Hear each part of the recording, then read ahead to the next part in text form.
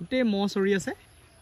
কিমান আছে মহ আপোনাৰ 30টা মান আছে কি কৰিব নিবনুৱা মানুহ আমি আৰু সম্পৰ্কিত পুহি খাই আছো মহ আছে কিমান আছে 20টা মান ইয়াত প্ৰত্যেকজন গোপালক মৌপালক হয় এতে আৰু এই দেখিছে যে বিয়া একদম গোটেই এটা যে এৰণীয়া পথাৰ এই পথাৰখিনিতে কৃষি প্ৰধানৰ পৰা ফিচাৰীৰ পৰা মৎস্যৰ পৰা গোপালক মৌপালক সকলো এই অনুষ্ঠান এই জেগাবিলাকতে হৈ থাকে এই মাথাউৰিটো যদি কোনোবা ঘৰত বেমাৰ হয় কিবা হয় কেনেধৰণে বাৰিষা কালত কেনেধৰণে ইয়াৰ পৰা নিয়াব চেষ্টা কৰে মানে এই দুইটা চাইডে এতিয়া পানী যোৰহাট ইয়াৰ পৰা বেছি দূৰ নহয় যোৰহাটৰ আৰু এইকণ জেগাৰ মাজত এটা আকাশ পাতল পাৰ্থক্য আছে নমস্কাৰ বন্ধুসকল মই সুদীপ্ত বৰা আশা কৰিছোঁ আপোনালোক সকলো ভালে আছে আৰু বৰ্তমান চাওক এইফালে দেখিছেনে গোটেই এইখিনি মহ এয়া চাওক গোটেই মহ চৰি আছে আছো আচলতে জাজিমুখ হাতীপৰা গাড়ীজান চিনাতলিত বৰ্তমান মই উপস্থিত আছো আৰু এইফালে আছে এইখিনি গোটেই সম্পূৰ্ণ মহ আৰু এই মহৰ ওপৰতে আজি এটা মানে ভিডিঅ' এটা বনাবলৈ গৈ আছো কাৰণ আজি দিনত মানে আচলতে মহৰ যিখিনি ফাৰ্ম বা মহ পালনটো আজিকালি নাইকিয়া হৈ গৈ আছে বা আমাৰ সব জেগাতে মহ পালনটো যিহেতু নাই অকণমান জানিম সুবিধা জানিম দুপৰীয়া সময় দাদাহেঁতে বহি আছে মহ চৰাই আছে আচলতে অকণমান জানিম এফালে দাদাহেঁত বহি আছে মই প্ৰবীণ দত্ত হয় এই কিমান আছে মহ আপোনাৰ 30টা মান আছে 30টা মান আছে মাইকী মতা আছে আপোনাৰ 5টা মান হয় আৰু মানে কি গাখীৰৰ কাৰণে কৰি আছে নে আপোনাৰ গাখীৰৰ কাৰণে কৰি আছে কেইজনীয়ে গাখীৰ দি আছে এতিয়া বৰ্তমান 8জনীয়ে দি আছে কিমান মান এজনী কিমান মান আপুনি গাখীৰ প্ৰডাকশ্যন লিটাৰ ডেইলি হয় ঘাঁহ এয়াই খাই আছে ন ইনে আপোনাৰ এজনী মহে কিমানলৈকে গাখীৰ দিয়ে আপোনাৰ 3 লিটাৰ 3.5 লিটাৰ 4 লিটাৰলৈকে দিব ডেইলি টাইম মতে হয় যেটো সিজনত মানে ঘাঁহটো আপোনাৰ ফৰ্মেলি খাবলৈ পাব হয় এতিয়া পোৱা নাই যে হয় এতিয়া গাখীৰটো কমি আহিছে আচ্ছা এই ৰাতি ঘৰলৈ নিয়ে নে ৰাতি বন্ধা জেগা আছে ইয়াতে বন্ধা জেগা আছে হয় গাখীৰটো কিমান টকাত বিক্ৰী কৰি আছে গাখীৰটো আমি এতিয়া চিষ্টেম মহলে 50 টকা নিয়ে হয় আৰু আমি গোট এটা দিওঁ তাত আপোনাৰ দামটো অলপ বেছি হয় 74 মানকে হয় মানে মহৰ গাখীৰটো আপোনাৰ ডেইলি কেই লিটাৰ গাখীৰ প্ৰডাকশ্যন হৈ আছে এতিয়া প্ৰায় আপোনাৰ 15 লিটাৰ মান প্ৰডাকশ্যন ডেইলি দাদা আপোনাৰ অকণ পৰিচয়টো দিয়ক মোৰ দেৱেশ্বৰ ভূঞা মোৰ নাম হয় মোৰ হাতীপুৰ গাঁৱত হয় কি কৰিব নিবনুৱা মানুহ আমি আৰু সম্পৰ্কিত পুহি খাই আছো মহ আছে কিমান আছে 20টা মান 20টা আছে মাইকী কিমান মতা কিমান পোৱালি মতা 2টা মান আছে আৰু বাকী মাইকী হয় এটা মতা বা আমাৰ যিখিনি কামৰ কাৰণে যিখিনি নিয়ে আচলতে বা এইখিনি কিমান দিনত বিকিব পৰা হয় 3 বছৰত এটা মই 3 বছৰ বিকিব পৰা হয় হাইয়েষ্ট আপোনাৰ কিমান টকালৈকে 3 বছৰত বিকিব পাৰি এটা মহ 3 বছৰ এটাত 50-55,000 পইচা পোৱা হয় এটাত আৰু গাখীৰ হ'লে কিমান দিনৰ পৰা গাখীৰ দিয়া আৰম্ভ কৰে বা পোৱালি দিয়ে 1 বছৰ মূৰত পোৱালি দিয়ে এবছৰৰ মূৰত এটা পোৱালি দিয়ে এজনী মহত 1 বছৰত এটা পোৱালি দিয়ে হয় এই পিৰিয়ডটো কিমান সময়টো কিমান মানে আপোনাৰ ক্ৰছ হোৱাৰ পৰা আপোনাৰ 10 মাহ 10 দিন 10 দিন লাগে 10 দিন 15 দিন এনেকুৱা সময় লাগে আৰু আচ্ছা 9 মাহতো কিছুমান হৈ যায় হয় আৰু গাখীৰ হাইয়েষ্ট আপোনাৰ 3 লিটাৰ 3.5 লিটাৰ ওপৰত গাখীৰ নাই দুই টাইম খিয়াই নে এক টাইম এক টাইম ৰাতিপুৱাই খিয়াই এক টাইম খিয়াও মোৰ নাম সবিনাশ কলিতা হয় এক নং কাইমে ঘাইজান গাঁও হয় মই এনেকুৱা মহৰ ব্যৱসায় কৰি আছে কিমান দিনৰ পৰা কৰি আছে মই এতিয়া ব্যৱসায় কৰা প্ৰায় 17 বছৰ 18 বছৰ হৈ গ'ল বেছিয়ে হ'ল কিমান আছে মহ বৰ্তমান এতিয়া মহ 20টা মান আছে 20টা মান আছে 18-20টা আছে আচলতে এটুকুৰা জেগাত আপোনালোকৰ মহৰ ব্যৱসায়টো বেছিকৈ আছে গাখীৰটো ক'ত দিয়ে আপোনালোকে হয় কালেকশ্যন কৰি লৈ যায় হয় আৰু ইনে আপুনি কেনেকৈ গম পায় যে এজনী মানে মহ প্ৰেগনেণ্ট হ'ব বিচাৰিছে সেইটো মহজনীয়ে গম দিয়ে হয় সেইটো মহজনী জাননী মতে কৰিব পৰা যাব আচ্ছা আৰু কেইবছৰত আপোনাৰ লাগে এটা পোৱালি হ'বৰ কাৰণে এজনী পোৱালিৰ পৰা ধৰি লওক পোৱালিৰ পৰা কিমান সময় লাগে ঘাই হ'বলৈ 4 বছৰ সময় লাগে 4 বছৰ 3 বছৰ হৈ যায় 4-3 বছৰ হৈ যায় মানে তোমাৰ গাভিনী হয় 4 বছৰ জগিব তেজৰ ওপৰত ডিপেন্ড কৰে হয় যদি বস্তুটো পুৰত হৈ যায় হয় তেতিয়া 3 বছৰটো গাভিনী হৈ যায় এতিয়া 3 বছৰত গাভিনী হৈছে আমাৰ দুজনী তেনেকৈ আচ্ছা তেনেকুৱা হয় এই গাখীৰৰ মূল্যটো কেনেকুৱা গাখীৰৰ ইয়াতও মূল্য বিশেষ আমি কজুৱা আহিলে 50 টকা দিওঁ 50 টকা দিয়ে আমাৰ বেলেগ যদি গোটত দিবলৈ হয় 70 টকা 75 টকা পায় তেনেকুৱা আমি এতিয়া গোট এটা খুলিছে ইয়াত হয় আগৰ মহৰ দৈ ডিমাণ্ড কেনেকুৱা দৈ 100 টকা হয় মহৰ দৈ ডিমাণ্ডটো আছে নে ডিমাণ্ড আছে ন এই আপোনালোকৰ এইটো জেগাত কিমান কিমান মহ আছে বৰ্তমান কিমানজন এনেকুৱা ধৰি লওক মহ পালন কৰি আছে বহুত মহ আছে হিচাপ কৰিলে কিমান গোৱালে গোটেই মহে আছে আৰু এটা আগত পাই যাব পাৰ্টি হয় আৰু এটা পাছত এটা পাৰ্টি পাই আছে ভিতৰ চাইডে মহ আছে হয় চিনাতলি গাঁৱত মানে আপোনালোকৰ এইখিনি জাজিমুখৰ কোনকেইখন গাঁৱত এনেধৰণে মহ পালন কৰি আছে আমাৰ জাজিমুখত যিখিনি জাজিমুখ আছে মেইন জাজিমুখ যিখিনি মহ আছে হয় এইবোৰ ইয়াত নাই চাপৰি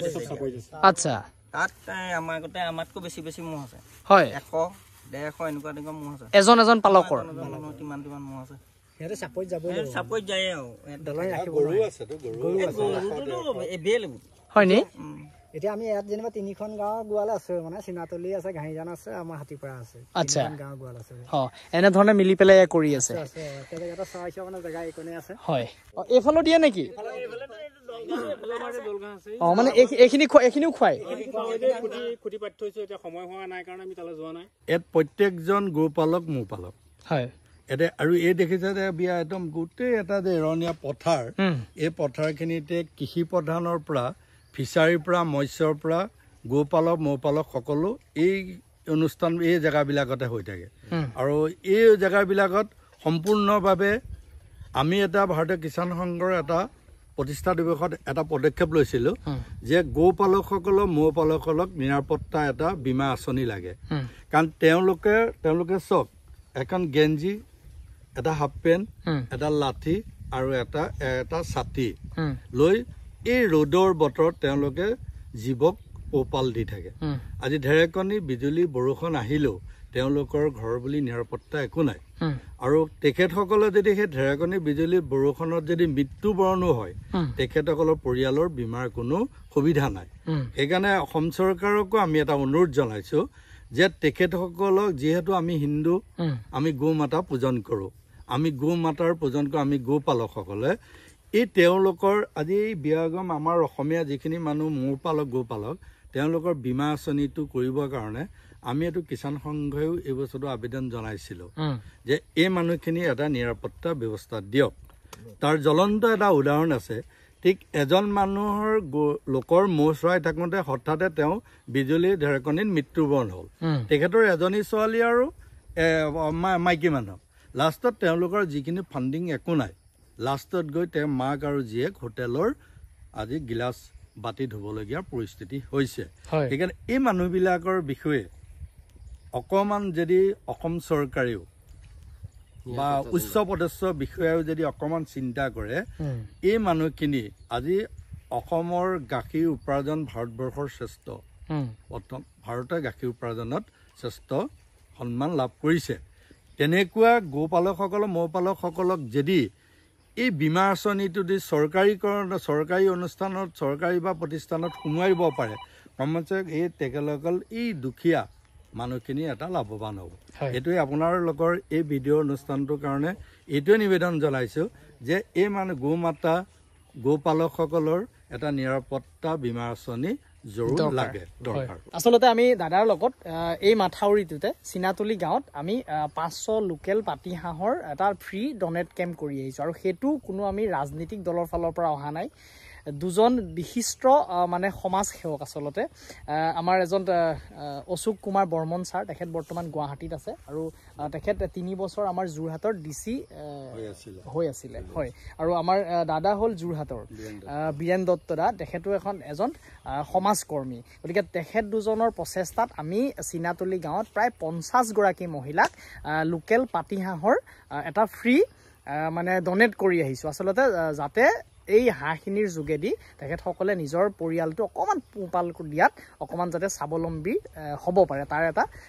চেষ্টা আমি কৰিছোঁ যিহেতু মইতো বাৰু ফ্ৰী হিচাপে অহা নাই মই তাৰ বিনিময়ত মই প্ৰাপ্যখিনি মই পাইছোঁ আৰু দাদাহঁতৰ প্ৰচেষ্টাত এইটো এটা কেম্প কৰিছে আৰু দাদাহঁতে এই প্ৰচেষ্টাটো আজি কেইবা বছৰৰ পৰাও অলৰেডি কৰি আহি আছে আপোনালোকে চৰকাৰৰ ফালৰ পৰা কিবা সুবিধা পাইছে নেকি আমি একো নাই পোৱা একোৱে পোৱা নাই হয় আমাৰ এতিয়া এই ঘৰৰ মানুহবিলাকে অৰুণোদয় পাই আছিলে সেইটোও কৰি পেলালে সেইটো কাটি দিছে এইবোৰ জেগাত আচলতে চৰকাৰ আহে নে নাহে চৰকাৰ মানে এতিয়া ৰূপজ্যোতি কুৰ্মীয়ে কেতিয়াবা মনত পৰিলে আহে আৰু এতিয়া নতুনকৈ হৈছে বাকীটো কোনো তেনেকৈ নাহে হয় আচ্ছা এইখিনি জেগাত এইটো মই দেখিছোঁ একদম এটা মাথাউৰি এই মাথাউৰিটোত যদি কোনোবা ঘৰত বেমাৰ হয় কিবা হয় কেনেধৰণে বাৰিষা কালত কেনেধৰণে ইয়াৰ পৰা নিয়াব চেষ্টা কৰে মানে এই দুইটা চাইডে এতিয়া পানী গাড়ী মটৰ আপোনাৰ গাড়ী এখন যদি ঘৰত থাকেও কোনো কেতিয়াও নচলায়